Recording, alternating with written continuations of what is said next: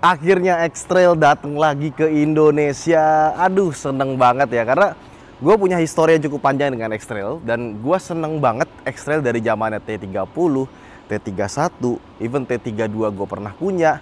Sekarang T33 akhirnya masuk kembali setelah vakum beberapa tahun.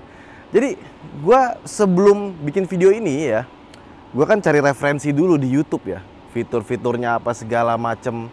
Kalau kita lihat nih ya, di Indonesia tuh cuma masuk satu model doang. Jadi nggak ada, kalau dulu kan ada yang ST, ada XT, ada apa gitu ya. Ada yang mesin 2000, 2500. Yang ini satu pilihan engine doang, 1500 cc, 3 silinder, turbo. Tapi tenaga mesin bensinnya itu nggak penting. Karena dia menggunakan teknologi e-power, di mana mesinnya itu cuma jadi genset buat ngisi baterai atau nambah daya gerakin si motor listriknya. Motor listriknya ada di depan sama belakang karena dia 4-wheel drive, dan yang namanya pakai motor listrik tenaganya gede banget ya kan. Nissan klaim ya dari 0 ke 100 itu 7,2 detik. Tapi kalau kita lihat referensi di luar ya, rata-rata orang dapat sekitar 6,3 detik, 6,5 detik. Jadi klaimnya justru lebih lambat dibandingkan dengan actualnya kita dapetin pas kita nyetir mobil ini. Dan mobilnya emang responsif. Nanti kita ceritalah pokoknya tentang tenaga mesin dan kawan-kawan. Tapi kita bahas eksterior dulu ya.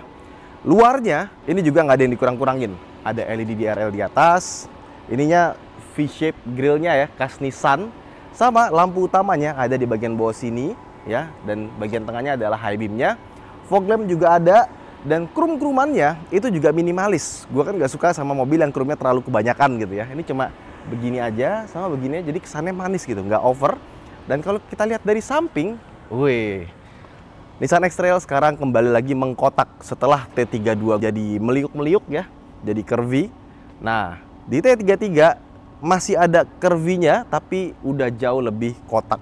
Shape-nya tuh tek tek tek tek sampai ke belakang juga. Dan karena dibikin kotak seperti ini, interiornya juga jadi lebih lega. Pelek sekarang 19 inci, terbesar di sebuah X-Trail, pakai ban Hankook 235-55 R19. Terus lihat dalamnya rapi ya. Sama di sini nih ada lubang buat aerodinamika, jadi di sini tuh ke belakang itu bolong dia. Nah, ke bagian belakang sini kita lihat sampingnya ada tulisan e-power di sebelah sini, sama bagian bawahnya ada krum. Dan sekali lagi gue bilang krumnya manis, cuma segini aja. Sama di bagian sini, nggak terlalu lebay sampai ke bagian sini, enggak, jadi cuma di bagian sini doang sama sini. Padu padannya pas. Nah, mesinnya baru nyala tuh. Terus di bagian sini ada kotak kaku gini ya, keren. Jadi shoulder line-nya dibikin lebih gede. Dan bagian belakangnya, kalau depan tadi itu plastik inner fendernya, di sini pakai karpet. Nah, jadi kalau pakai karpet gini biasanya lebih bagus buat meredam suara kolong. Ya, belakangnya juga sudah independen dan ada rem cakram belakangnya. Sama dia punya motor listrik di bagian belakang bertenaga 133 horsepower. Jadi dia all wheel drive. Dan bagian belakangnya dia seperti ini. Bagian ininya tuh agak sedikit gede ya. Kalau misalkan dibikin lebih kurus lagi mungkin lebih bagus. Dan kita nggak akan menemukan knalpot di bagian belakang. Jadi nggak ada knalpotnya ya. Ke atas ini spoilernya seperti ini. Lampunya sudah pakai LED ya. Tapi bagian lampu sen sama lampu mundurnya dia belum LED, masih ada bohlamnya. Terus kalau kita buka itu bukan dari sini, tapi dari bawah. Ada pencetannya. Nah, sekarang kita buka bagasinya ya. Udah electronic power back door, sama bagian bagasinya ini sebenarnya kalau kita lihat di luar itu lebih lega dibandingkan yang kita lihat sekarang. Kenapa? Karena untuk yang versi Indonesia dia masuk yang 7-seater. Lebih tepatnya 5+2 ya, karena bagian belakangnya ini cuma buat anak kecil aja. Dan bagasinya kita tuh nggak dikurang-kurangin seperti gue bilang tadi. Nggak pelit loh, tetap dikasih ini nih. Nih, dikasih separasi langsung bawaan dari pabrik. Bawaan dari sana kita langsung dikasih tonneau covernya ya. Terus di bawah sini kalau kalian pikir ada tempat buat penyimpanan, kecil sekali karena penyimpanan cuma di sini aja. Terus di sini ada tire repairment kit sama ada cairannya seperti ini. Mereknya Continental lagi. Nah, terus di sebelah kiri sini kayaknya ada versi yang pakai dongkrak ya. Cuma karena dongkraknya nggak ada, jadi dibikin bolong aja seperti ini dan bisa dibuka. Kita tutup, ininya bisa dilepas dengan mudah ya. Dan kalau misalkan kita angkat bangku belakangnya, bagasi belakangnya jadi sangat kecil. Seperti ini. Cuma segini aja. Di sini ada colokan 12 volt ya. Buat mungkin kalian mau pakai vacuum cleaner atau semacamnya. Udah, itu aja, dan kita nggak usah pasangin dulu, kita taruh belakang ya. Nah, ini separasinya harusnya taruh situ tuh ya, ada hooknya kiri kanan. Dan kalau misalkan kita butuh bagasi lebih gede lagi, tinggal dilipat rata lantai tengahnya. Atau kalau misalkan kalian pengen ada orang di tengah, nggak pengen dilipat, dia bisa di sliding dan jarak slidingnya sangat jauh. Nanti kita akan lihat ya. Oke, ini bagian tengahnya, dan bisa kalian lihat ini posisi duduk kita tadi ya. Jaraknya jauh sekali legroomnya, tapi ini adalah kursi paling mentoknya ya. Jadi kalau misalkan tadi gue bilang kita butuh ruang bagasi lebih lega, tinggal dimajuin aja. Tapi majuinnya nggak cuma segini, bisa sampai mentok sekali. Jadi kalau misalkan oke, segini deh, tetap masih bisa duduk. Hampir mentok ya. Cuma lihat, bagasi kita tuh dapat space yang jauh lebih gede dibandingkan dengan yang tadi. Nah, kenapa bisa sepanjang ini dia sliding ya? Karena kalau kita mau akses ke belakang, caranya dengan tarik di sini. Nah, seperti itu dia. Dan kita juga bisa tarik dari sebelah kiri. Jadi kanan kiri itu bisa dimajuin ke depan seperti ini buat dapetin ke akses ke belakang. Jadi kalau misalkan kita mau dapetin ruang kaki yang lega buat di belakang, ya tinggal tengahnya aja. Gimana caranya dia bisa kompromi. Yuk kita belakang yuk. Nah, ini dia di belakang ya. Seperti yang gue bilang, harus kompromi sama yang depan kalau kita mau dapetin legroom. Terus kita naikin. Sebenarnya kalau kita duduk di sini, kepala gue agak sedikit mentok ya. Jadi kalau kita mau duduk di belakang harus, nah mungkin ini yang lebih tepat sih. Jangan nyender, kalau nyender pasti kena. Mungkin kalau kalian punya anak yang masih SD atau SMP bisa disuruh duduk di belakang. Dan kalau misalkan depan mau dilurusin, gini ya. Oke. Nah, kaki kita tuh masih bisa masuk ke kolong sedikit ya. Cuma ya nggak terlalu lega lah ya, tapi bisa. Bisa tapi nggak lega. Dan di belakang sini juga nggak dapat ventilasi AC, jadi ya kursi belakang ini cuma untuk darurat aja. Kalau misalkan kalian nggak butuh, sebaiknya dicopot aja sih. Karena beberapa mobil ekstra yang gue lihat yang di luar itu, kebanyakan option 7-seaternya ini nggak dipakai atau nggak ditawarkan. Tapi karena orang Indonesia itu pengennya 7-seater, makanya opsi ini ditawarkan, dan kita juga dapat seat belt di bagian belakang sini. Jadi emang proper, dan untuk seat beltnya juga, nih, lihat deh. Di sini ada tempat buat nyangkutin. Lucu ya. Udah, itu aja. Sama buat yang sebelah sini juga ada tempat buat cakutan seat beltnya. Udah. Jadi deh, dadah. Sekarang kita keluar lagi. Kalau mau lihat nih. Nah, dapatnya segitu tuh. Jadi ke depannya bang harus agak sedikit kompromi sih. Kalau misalkan di belakang sini pengen ada tempat buat orang. Yuk, let's go, kita keluar. Nah, dengan kursi belakang yang seperti ini, menurut kalian lebih baik jadi 5-seater aja atau 7-seater buat darurat? Coba komen di bawah. Oke, sekarang kita buka kursi tengahnya. Nah, kemudian kalau misalkan kita mau lipat rata lantai, ada tuas di sini kecil, kita pencet di sini. Nah, dia langsung bisa rata seperti ini. Yuk, sekarang kita masuk. Enak ya, dingin ya. Dan menariknya ya, AC dari X-Trail ini, biasanya mobil-mobil di kelas ini itu cuma dual zone. Tapi di mobil ini dia triple zone. Jadi suhu antara depan kiri, depan kanan, sama belakang itu bisa diubah sesuai dengan keinginan kita. Tapi dia nggak ada tombol buat pengaturan kecepatannya ya. Jadi kecepatan ngikutin depan, tapi temperaturnya sendiri. Terus di sini juga ada colokan USB-C, USB-A. Di sini ada tempat penyimpanan. Atas ada panoramic sunroofnya. Sebelah kanan kita dapat Cray. Nah, dan bagian door trim sininya karena dia ada Cray, dia itu nggak soft touch ya. Dia itu keras di bagian sininya, baru di bagian sini dia pakai kulit, sini pakai kulit. Bagian tombol power window-nya sudah all auto. Dan panel di bagian power window-nya ini dibikin kayak kayu ya. Jadi dipegang itu kayak ada pattern-nya gitu loh. Nah, kursi belakangnya enak ya. Jadi karena yang gue bilang tadi dia bisa diatur seberapa rebahnya yang paling rebah. Gue ngerasa ini rebahnya pas, dan dibuat santai juga, sandaran kepalanya juga nyaman ya, pas. Kemudian kursi tengahnya ini tinggal kita buka sandaran tangannya, pas loh, tinggi ya. Jadi pas buat tangan gua, cuma yang kanan ini agak sedikit turun. Ini bisa dimajuin lagi. Nah, di sini ada tempat buat naruh HP sama cup holder 2, dan ukurannya beda nih, yang depan lebih gede, belakang lebih kecil. Jadi ketika kita duduk di belakang dengan posisi kayak gini, ini cocok juga kalau misalkan kita pakai driver, nggak cuma pas kita nyetir sendiri. Sekarang kita ke bagian depan. Let's go. Ya, sekarang kita masuk ke dalam interiornya. Ini bagian yang paling gua happy karena gue di Jepang udah nyobain mobil ini ya sama Om Fitra, Om Obi. Buat teman-teman yang belum nonton videonya, gua kasih ininya ya, playlistnya di bawah ya. Dan apa yang gue lihat di Jepang kemarin sama di sini itu sama, nggak dikurang-kurangin. Nah, karena yang gue bilang tadi, gue sebelum ini masuk ke Indonesia, gue tuh udah research gitu ya di luar. Itu ada beberapa hal yang dihilangin gitu, kayak misalkan layarnya ada yang versi kecil, ada yang versi lebar seperti ini. Terus head up display juga tetap ada. Speedometernya tetap pakai yang digital besar, dan tampilannya kalau misalkan kalian terbiasa dengan Nissan Serena, ini kurang lebih mirip. Terus dia pakai speaker dari Bose, suaranya bagus. Jadi kalau misalkan di kuping gua nggak ngerasa ini perlu upgrade. Termasuk juga yang gue suka dari mobilnya adalah build quality, fit and finishnya bagus, dan desainnya pun juga bagus. Ya, kalau misalkan kita pegang bagian atas ini pasti empuk dong, jahitan asli dong, ya kan. Tapi bagian sininya itu tuh empuknya, empuk banget loh. Tuh, bisa ditekannya sampai dalam gitu. Dan bagian sini juga biasanya beberapa mobil dengan konsol tengah yang bisa floating kayak gini itu biasanya kan suka goyang banget ya. Ini rigid dan nggak ada bunyi-bunyi kriet-kriet gitu. Kalau kita tekan-tekan gitu tuh solid, semuanya solid gitu ya. Jadi Nissan itu nggak ngurang-ngurangin features dan kualitinya. Dan ini mobil kebetulan CBU dari Jepang, jadi quality dan kawan-kawannya juga rasanya Jepang ya. Jadi gue senang sekali ya. Kemudian di sebelah kanan sini kita juga dapat pengaturan buat ketinggian lampu, sama head up display-nya bisa kita nyalain matiin dari sini. Sama ada tombol power back door, sama untuk kita bisa atur kecerahan dari instrumen yang ada di sini gitu.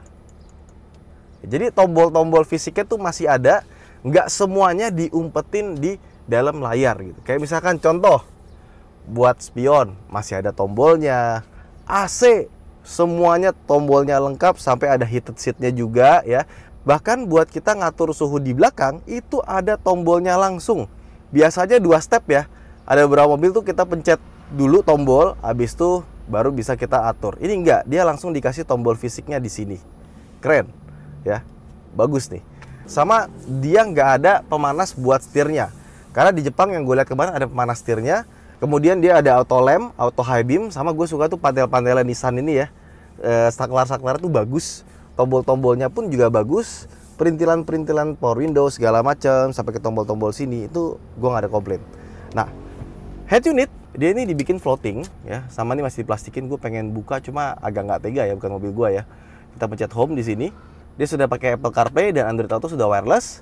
Sama dia punya peta langsung ada di sini ya. Jadi kalau misalkan kita nggak ada Android Auto juga bisa langsung pakai peta yang ada di dalam, dan petanya ini terhubung dengan head up display dan layar di bagian sini gitu. Jadi misalkan kita mau jalan ke, let's say kita mau ke ini ya, Pasar Minggu, kebalik nih. Nah, kita mau ke Citos misalkan. Nah, Cilandak Town Square. Go there. Oke. Nih, ada fastest, eco, shortest. Shortest yang paling pendek, jaraknya 6,5 kilo, sama aja sih. Kita yang fastest aja deh ya. Start. Make a U-turn if possible. Nah, then take the next nih, left coba ya. turn. The route includes toll roads. Di situ dia ada arahnya, kita harus muter balik ke depan. Sama nama jalannya ada di sana. Jadi kalau misalkan kita pakai peta dari sini, itu muncul juga di head up display-nya. Oke, di sini sebenarnya juga ada nih kalau nggak salah ya, kita coba cek. Nah nih, kita bisa lihat seperti apa. Cakep ya. Jadi layarnya ini semuanya nyambung gitu loh. Bukan berdiri sendiri masing-masing, enggak, semuanya nyambung. Oke. Kemudian di bawahnya ada tombol 4 biji ya untuk previous, next, volume di sini. Ini ada day and night ya. Jadi bisa gelap, bisa terang. Nah, ini paling penting, kamera. Kalau kita pencet jadi kamera 360 seperti khasnya Nissan. Karena Nissan tuh pertama kali yang pakai kamera 360 buat mobil Jepang ya. Nah, di atasnya ada spion, sudah elektrokromatik, tapi belum yang digital seperti Serena. Di sini ada tempat buat naruh kacamata, lampu-lampu, sama buat buka sunroof di sini. Sunroofnya suaranya halus banget loh. Udah ya. Oh, bisa dibuka lagi. lumayan gede ya. Cuma ini sih smooth banget suaranya ya, nggak berisik ya. Nice. Ya kita buka ya. Nah, ada kacanya, ada lampunya. Oke. Dan kursinya, dia tuh desainnya nggak yang neko-neko ya. Jadi patternnya gini-gini aja gitu. Tarikan garisnya, nggak dibikin model sekarang yang sporty-sporty. Sama kalau di luar itu, dia ada yang versi warnanya tuh coklat muda. Nah, yang masuk ke Indonesia itu warnanya hitam. Di bagian atas sini dia dikasih warna kayak coklat tua.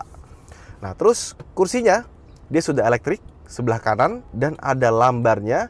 Dan kursinya ini masih sama seperti kursinya X-Trail T32 yang pakai zero gravity seats-nya NASA. Jadi kalau misalkan kita pakai jarak jauh ya, gue pakai T32 tuh paling jauh dari mungkin dari Klaten, dari Jakarta Klaten terus gue bawa ke Batu Malang. Itu makin lama kita pakai tuh mobil, itu kursinya tuh lama makin nyaman gitu. Cuma pas kita duduk pertama kali, kesannya kayak biasa aja. Pas kita pakai lama, aduh ini kursinya enak banget. Harusnya impresinya bisa sama seperti itu. Cuma kita nggak nyobain sampai ke Batu Malang sih. Tapi kalau misalnya kita ke Batu Malang, mungkin gue akan merasakan hal yang sama. Karena Nissan klaim dia masih pakai kursi dengan teknologi yang sama. Oke, yuk kita jalan-jalan yuk. Udah lama gue nggak naik X-Trail. Sekarang naik X-Trail lagi dan langsung yang T33. Iya, ini jauh banget ya. Teleskopik steeringnya bisa sejauh itu loh. Kayak mobil Eropa. Yuk, let's go.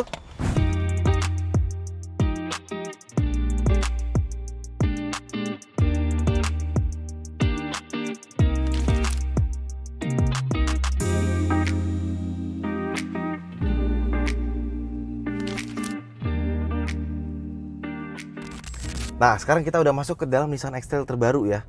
Jadi di T32, karena gua tuh sekitar tahun lalu gue masih punya, gue jual habis itu ya. Gue ngerasa tuh Nissan X-Trail T32 tuh visibilitasnya nggak enak gitu ya. Dashboardnya agak jauh ke depan, pilarnya itu juga ganggu, sama shoulder line-nya ini dia tuh tinggi gitu. Jadi kalau gue kan sukanya kalau nyetir itu kan paling rendah ya kursinya ya. Jadi rasanya kayak di sebuah sports car gitu ya. Nah, di mobil itu langsung diperbaiki. Pemandangan ke depan tuh enak, pilarnya kecil, sama spionnya itu ditaruh di tangkai sini, jadi ditarik kita masih punya bisa ngintip di bagian sini nih. Jadi blind spot di pilar A-nya itu nggak terlalu gede. Sama kita bisa ngelihat visibilitas yang bagus karena shoulder line juga pendek gitu. Kita bisa ngintip ke kanan kiri tuh enak. Kesana tuh dia tuh punya kaca sampai ke belakang tuh besar. Even kita ngelihat ke belakang itu gampang gitu. Kecuali pas dinaikin tuh headrest-nya, kayak kelihatan ada dua kepala gede gitu ya. Nanti kita turunin lah ya. Dan bagian transmisinya dia sudah pakai yang elektrik seperti ini ya. Jadi kayak kotak gede gitu. Ini P-nya kalau kita pencet langsung masuk ke P. Kalau kita mau masuk, pencet sebelah kanan, masuk ke D. Nah, karena dia adalah sebuah mobil listrik yang dikasih genset, artinya dia nggak punya transmisi, nggak bisa ganti gigi 1, 2, 3. Alhasil dia nggak punya pedal shifter dan nggak ada simulated gear shiftnya ya. Jadi kalau misalkan kita pengen masuk sport mode terus ganti gigi, nggak ada gitu. Jadi rasanya ya kayak mobil listrik aja gitu. Kalau misalkan kita gas, wow, kenceng loh ini loh, kenceng mak,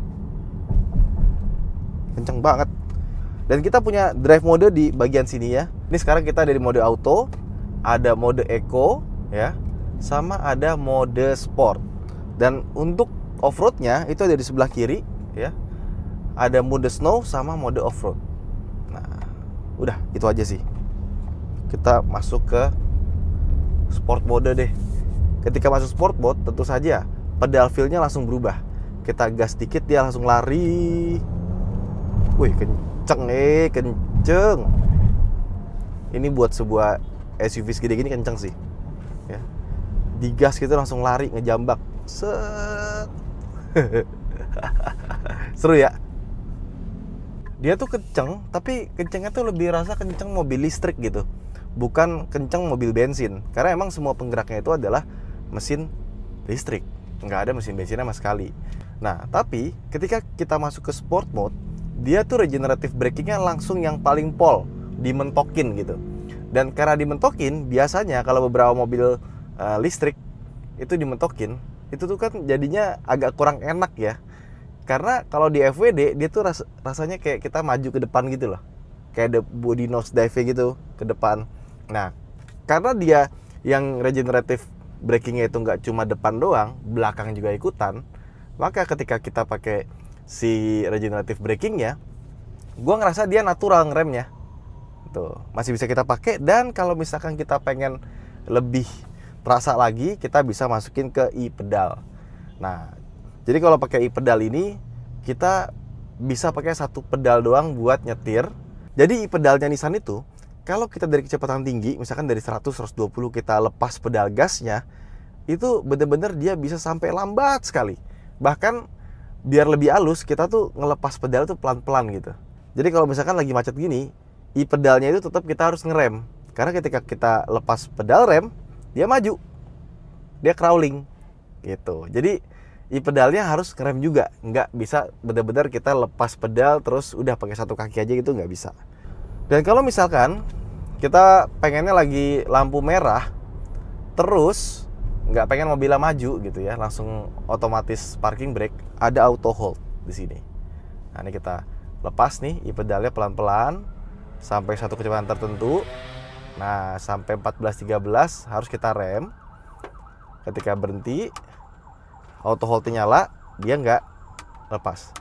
Terus kalau misalkan, biasanya beberapa mobil kalau misalkan auto hold, terus kita gas, itu kan kayak ada jedek gitu ya, ada deknya gitu ya. Mobil ini kita gas, nggak berasa, halus banget. Jadi beberapa mobil tuh pakai auto hold, itu kan biasanya suka agak kasar ya.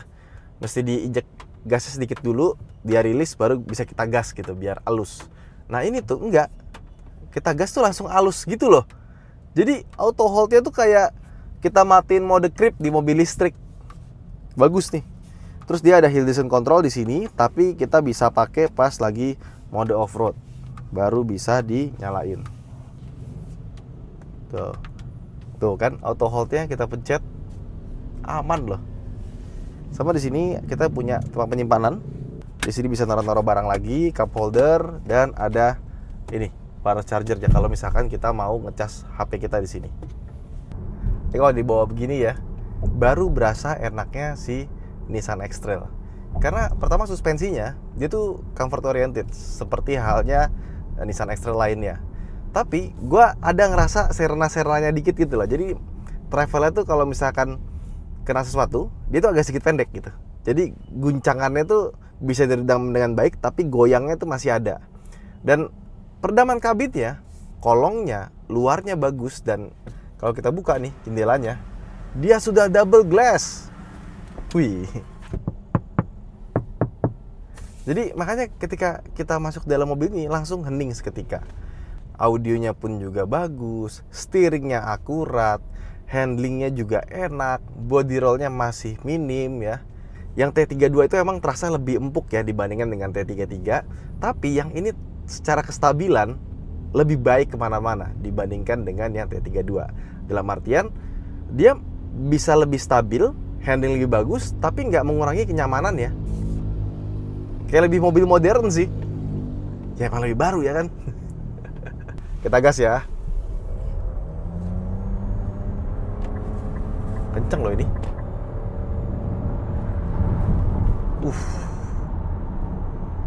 Gile. Bengis ya. Tapi kencengnya tuh lebih terasa kenceng mobil listrik ya. Nggak ada perbedaan giginya, linear. Tapi gue ngerasa dia ada suara mesin kayak ngung gitu ya. Jadi ketika kita gas gitu ya, kelihatannya tenaga dari baterainya tuh nggak cukup buat muterin motor listrik depan sama belakang. Alhasil si mesin bensinnya otomatis dia langsung bekerja lebih keras gitu, ngung gitu, untuk ngasih listrik lebih gede ke mesin depan sama mesin belakang. Dan figur tenaganya sendiri, motor listrik depannya itu 203 PS dengan torsi 350 Nm. Yang belakang 135 PS dan torsinya 190 Nm. Jadi ya makanya kenceng, tenaganya gede ya kan. Tapi enaknya mobil hybrid ya, meskipun tenaganya besar, konsumsi bahan bakarnya tetap irit. Kayak misalkan nih, tadi udah kita ngegas gitu ya. Ada TPMS-nya by the way. Nih, sekarang kita coba reset ya. All. Kan tadi baru kita coba gas-gas. Sekarang kita coba nyetir seperti bagaimana orang pada umumnya. Oke, kita masuk ke mode eco saja ya. Mode eco kita pencet, dia langsung terasa engine braking-nya ya. Kita muter balik di sini. Nanti kita lihat pas udah mau nyampe dapat berapa kita kilometer per liternya. Kemudian kita nyobain adaptive cruise control-nya. Adaptive cruise control-nya bagus ya. Mobil depan masuk, dia ngeremnya halus, dan ketika kita kencengin juga dia akselerasinya juga halus. Tapi dia nggak dilengkapi dengan lane keeping assist. Dia cuma lane departure warning doang. Jadi kalau misalkan kita keluar gitu ya jalur, dia getar-getar aja. Tuh, dia nggak ngelurusin. Nah, jadi kurangnya di situ aja sih. Kalau misalkan dikasih lane keeping assist itu pasti lebih bagus lagi. Dan kalau kita ngomongin soal 4-wheel drive-nya, dia tuh namanya e-force. Jadi dia tuh bisa mendistribusikan tenaga mesin ya, depan belakang sama kiri kanan. Jadi kalau misalkan kita lagi belok kenceng, misalkan kita belok kiri kenceng nih, nanti ban sebelah kirinya itu direm sama si Nissan, biar si ban sebelah kanan luar itu punya tenaga lebih banyak, putarannya lebih banyak. Alhasil ketika kita belok itu bisa lebih stabil dan lebih tajam. Nggak cuma dari pergerakan setirnya doang, tapi dari pergerakan si masing-masing rodanya itu. Oke, sekarang kita keluar tol. Tebak kita dapat berapa kilometer per liter sekarang? Caution, toll booth. Pas itu kita matiin petanya. Kenapa dia masih bilang caution toll booth? Artinya dia mendeteksi depan kita ada tol, dia ngasih tahu hati-hati di depan ada gerbang tol. Oke. Nah, sekarang kita cek kita dapat berapa nih? 22,2 km per liter. Setelah driving 7,4 km dengan average 52 km per jam selama 8 menit 43 menit. 8 menit 44 detik. Oke loh. Overall ini mobil tuh sesuai gue harapkan sih dari sebuah Nissan X-Trail baru ya. Kelengkapannya, rasa berkendaranya. Dan kita nggak bisa lupa bahwa dia punya mesin bensin 1500 cc 3 silinder turbo ya. Tapi suara mesinnya tuh hampir nggak kedengeran, kecuali pas kita ngebut banget, kita tarik gitu, baru dia terasa ada suara mesin. Tapi suara mesinnya menurut gue masih halus. Dan ini aja sih, getaran mesinnya tuh sama sekali nggak berasa gitu. Naik dong jadi 23,6 km per liter ya. Tapi itulah yang membedakan mobil hybrid beneran sama mobil hybrid-hybridan. Mobil hybrid beneran itu dipakai macet itu tetap masih irit. Seboros-borosnya mobil hybrid dipakai macet itu tetap lebih boros mobil biasa yang cc-nya kecil 1300 cc gitu ya, misalkan dipakai macet kan boros juga gitu. Tapi pas dipakai di jalan tol bisa 1:20. Nah, kalau mobil hybrid beneran tuh 24,1 sekarang malah naik lagi. Ya begitulah kurang lebihnya. Jadi Nissan e-Power itu beda sama hybrid yang pada umumnya. Biasanya mobil hybrid itu dia tetap punya transmisi dan dia itu mesin bensinnya masih bisa jadi penggerak. Kalau Nissan itu bener-bener dipisahin gitu. Mesin bensinnya cuma buat ngecas doang, nggak jadi penggerak sama sekali. Penggeraknya semua full elektrik. Depan ada dinamo, belakang ada dinamo. Dan baterainya itu ukurannya sama kayak mobil hybrid pada umumnya, 1,8 kWh. Jadi kalau misalkan kita baterainya lagi penuh, kita bisa nyalain EV mode. Itu bisa jalan buat jarak-jarak dekat, terutama buat kalian yang punya garasi di rumah. Kan nggak pengen dong ada asap knalpot masuk ke dalam rumah ya. Nyalain EV modenya kita bisa pakai buat parkir. Nah, kalau kita pakai power hybrid gini, karena dia full semuanya mobil listrik ya, jadi tenaga mesin listriknya tuh gede. Dari kecepatan rendah sampai kecepatan tinggi itu semuanya pakai mesin listrik. Dan ketika kita ngelepas gas, itu regenerative braking-nya itu lebih banyak didapetin dibandingkan dengan mobil hybrid biasa, karena semuanya udah pakai mesin listrik kan. Makanya bisa sampai pakai e-pedal kayak tadi. Ya kurang lebih begitulah. Tapi kenapa tiba-tiba jadi macet ya? Wah, seneng banget gue. Akhirnya X-Trail balik lagi. Bayangan gue pertama kali ketika dia mau masukin X-Trail, Nissan Indonesia tuh bakal mangkas banyak hal. Dijadikan FWD only kah? Oke, e-Power tapi FWD doang gitu kan. Terus juga spek-spek fitur-fiturnya disunat-sunat. Tapi di X-Trail terbaru ini enggak. Dipakainya enak, nyaman, mau kenceng juga bisa, Bahkan untuk kelasnya, mungkin ini yang terkencang untuk saat ini. Tinggal gimana Nissan menawarkan X-Trail ini dengan harga yang terjangkau. Karena waktu mobil ini kita bikin videonya, kita belum dapat bocoran harganya. Mungkin ketika tayang sudah muncul, gua taruh di kolom komentar ya, nanti gua pin. Nah, menurut kalian gimana setelah harganya muncul? Tapi secara overall, gua nggak ada komplain sama mobilnya. Ini all-rounder. Harusnya semua pabrikan Jepang itu bisa meniru Nissan yang memasukkan Nissan X-Trail dengan full spek sebagaimana Serena yang kemarin masuk ke Indonesia. Sehingga ketika kita nyobain ini mobil, kita nggak ngerasa bahwa oh, brand Jepang ini banyak sunatan fitur ya. Enggak juga. Ini X-Trail bisa. Nih, Serena bisa. Good job Nissan Indonesia. Bye-bye.